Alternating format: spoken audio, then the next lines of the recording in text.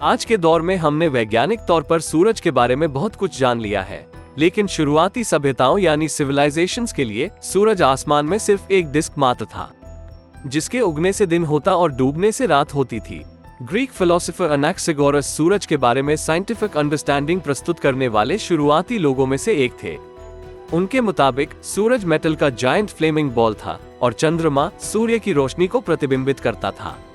इस बात के लिए उन्हें कारावास और मौत की सजा दी गई, लेकिन पेरिकल्स के हस्तक्षेप की वजह से उनकी कैद पर रोक लगा दी गई।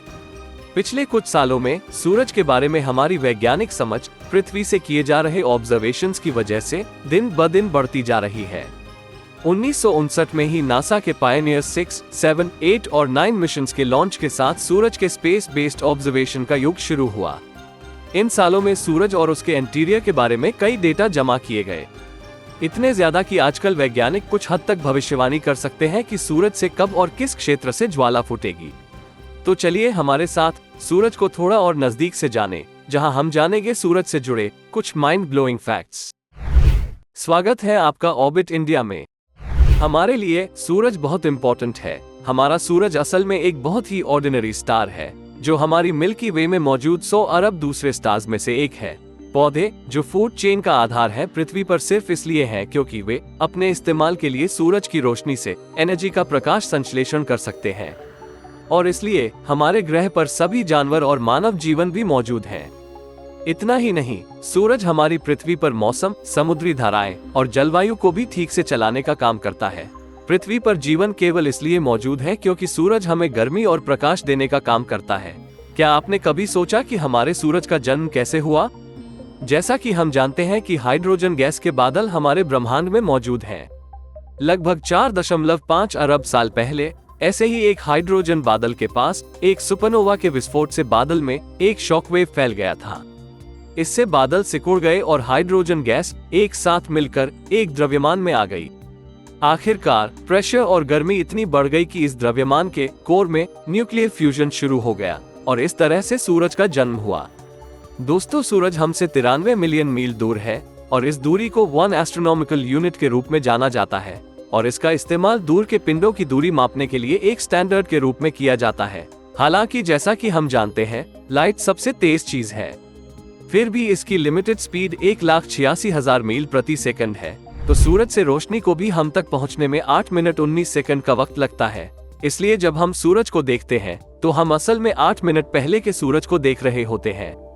सूरज बहुत बड़ा है। इसका व्यास 8,64,600 मील है, यानी 109 पृथ्वियां सूरज के व्यास के अंदर एक रेखा में आ सकती हैं। क्या आप जानते हैं कि सूर्य इतना विशाल है कि यह सौर मंडल के कुल द्रव्यमान का 99.86% बनाता है? हमारे सूर्य के बारे में एक दिलचस्प फैक्ट ये है कि सूरज की सतह का तापमान 5,772 केल्विन है, जबकि इसके बाहरी वातावरण या कोरोना का तापमान 5 मिलियन केल्विन है। आउटर एटमॉस्फेयर का तापमान उसकी सतह से इतना ज्यादा कैसे हो सकता है? यह एक ऐसा सवाल है जिसने सालों से एस्ट्रोफिजिसिस्ट्स को परेशान कर रखा है, और इस पहेली का जवाब ढूंढना एस्ट्रोफिजिक्स में बड़ी चुनौतियों में से एक है। क्या आपने कभी सोचा है कि सूरज किस चीज से बना है? सूर्य के द्रव्यमान का 73% भाग हाइड्रोजन गैस है और बाकी जो है वो दूसरी गैसें हैं। लेकिन ये गैसें हमारे सूरज में प्लाज्मा के रूप में हैं। प्लाज्मा सिर्फ एक गैस है जिसके ज्यादातर पार्टिकल्स आयनाइज्ड होते हैं, जिसका मतलब है इलेक्ट्रॉनों की संख्या में वृद्धि या कमी। पूरे सूरज में मौजूद एक मैग्नेटिक फील्ड उस पर होने वाली घटनाओं को कंट्रोल करता है। आपको जानकर हैरानी होगी कि पृथ्वी की तरह ही सूरज भी अपनी धुरी यानी एक्सिस पर घूमता है। सूरज को एक चक्कर पूरा करने में 25 से 35 दिन का वक्त लगता है।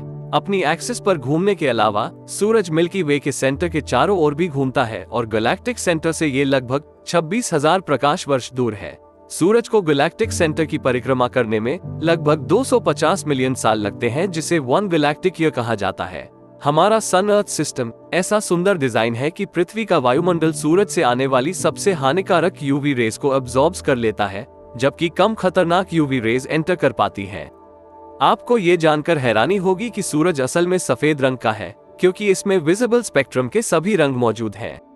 पृथ्वी पर हम इसे पीले रंग के रूप में इसलिए देखते हैं क्योंकि छोटी ब्लू वेवलेंथ्स पृथ्वी के वायुमंडल द्वारा बिखरी हुई हैं। हर सेकंड सूरज न्यूक्लियर फ्यूजन प्रोसेस में अपने कोर में 620 मिलियन मीट्रिक टन हाइड्रोजन को हीलियम में बदल देता है। क्या ये जान आपके भी होश उड़ गए? आइए अब हमारे सूरज के विकास पर नजर डालें और उसके भविष्य पर भी। हमारे सूर्य जैसे तारे का जीवन चक्र बहुत ही आकर्षक है। वर्तमान में हमारा सूर्य लगभग 4.5 अरब साल पुराना है, जब हमारा सूरज लगभग 10 अरब साल पुराना हो जाएगा और अपना अधिकांश ईंधन, जो कि हाइड्रोजन है, उसका पूरा इस्तेमाल कर लेगा, तो यह एक लाल बड़े आकार में बदल जाएगा और बुध यानी मर्क्यूरी को निगल जाएगा। लेकिन जैसे जैसे इसका विस्तार होगा, ये ठंडा भी होता जाएगा। लगभग 1 अरब सालों तक यह इस रेड जायंट फेज में मौजूद रहेगा। इस पॉइंट पर उड़ा हुआ रेड जायंट का कोर गुरुत्वाकर्षण का विरोध करने के लिए काफी गर्म नहीं रहेगा और यह गुरुत्वाकर्षण के आगे झुक जाएगा। इसका कोर ढह जाएगा, जिससे आउटर लेयर्स में विस्फोट हो जाएगा। तब तक हमारा सूरज पृथ्वी तक के सभी ग्रहों को अपनी चपेट में ले लेगा। इस पॉइंट पर सूरज बहुत ज्यादा स्टेबल नहीं होगा और इसके आउटर लेयर्स उड़ती रहेंगी। इस स्टेज के बाद बचे हुए गर्म कोर को सफेद बौना कहा जाता है।